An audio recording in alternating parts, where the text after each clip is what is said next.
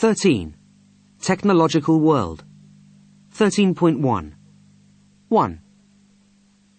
Oh, yeah, I've heard about this. It's sometimes called free energy. Free energy? Yeah, it's this guy, what's his name? Nikola Tesla, that's it. He believes that there's all this electricity just floating about in the environment, and once we know how to use it, we won't need coal or gas or oil or anything ever again.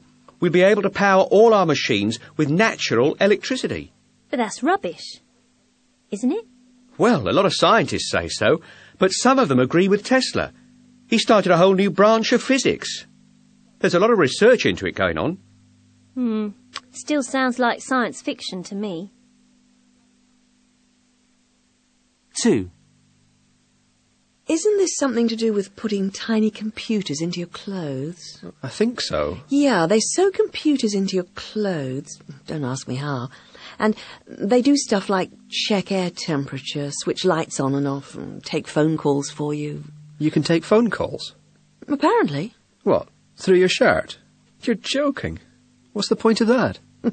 Don't know. Saves you carrying a mobile, I suppose. 3. This is looking at people's genes and seeing if they're likely to get certain diseases like cancer or Alzheimer's, isn't it? Yeah, it sounds like a bad idea to me. Oh, why? Maybe it could help prevent those conditions before they happen. Yeah, but I've heard that they can give that kind of information to insurance companies and even your employer.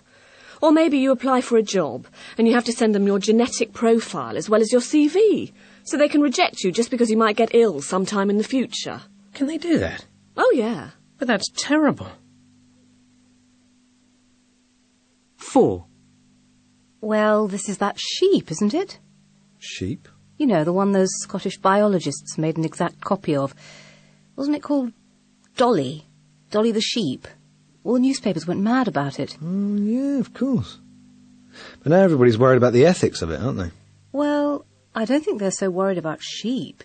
It's if they do it on humans. You think they haven't already? We don't know what goes on in those laboratories. True. It's a bit like Frankenstein, isn't it? Playing God. 5. I've forgotten what this is. Oh, yeah, it's freezing people who've died, so they can be brought back to life sometime in the future, if we have the technology by then. That's right. Didn't Walt Disney have it done? Did he? Walt Disney's in a fridge somewhere. Could they do it in those days? I think so. Actually, I heard they just freeze the heads now, not the whole body. Oh, that's horrible. Why do they do that? I suppose it's cheaper.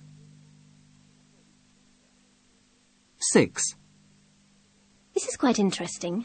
This is making computers the size of molecules so they can put them into your body to repair injuries and fight viruses and so on. Yes, I read somewhere the Pentagon is funding research into this. These nanobots measure about 1/1000th of a metre across or something. That's right. And it's not just medicine. Apparently, these molecular machines will be able to build other machines as well. You've lost me. Well, the idea is that as well as downloading software off the internet, for example, you'll actually be able to download hardware too. No way. I'm going to be able to download a whole computer complete with mouse and printer, ta-da, straight into my office. Well, maybe not a whole computer, but certainly a new hard disk. It's just rearranging molecules. 7. Now this, in my opinion, is going to be the big thing in the next 50 years or so. What, more than IT? Oh, yeah. I mean, you can only make computers so fast and mobiles so small. After that, it's just a waste of time. This is where the really exciting work is going to be done. Well, they've already done it, haven't they? What? Mapped human genes. Well, yes and no. Actually, they can't even agree on how many genes we have.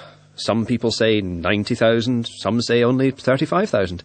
35,000 doesn't sound like a lot. I thought there'd be millions. Well, no, you see, only about 3% of our DNA is actually genes. The rest is just junk.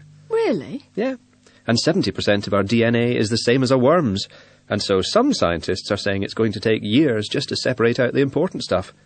Of course, there's this guy, Bill Hasseltine.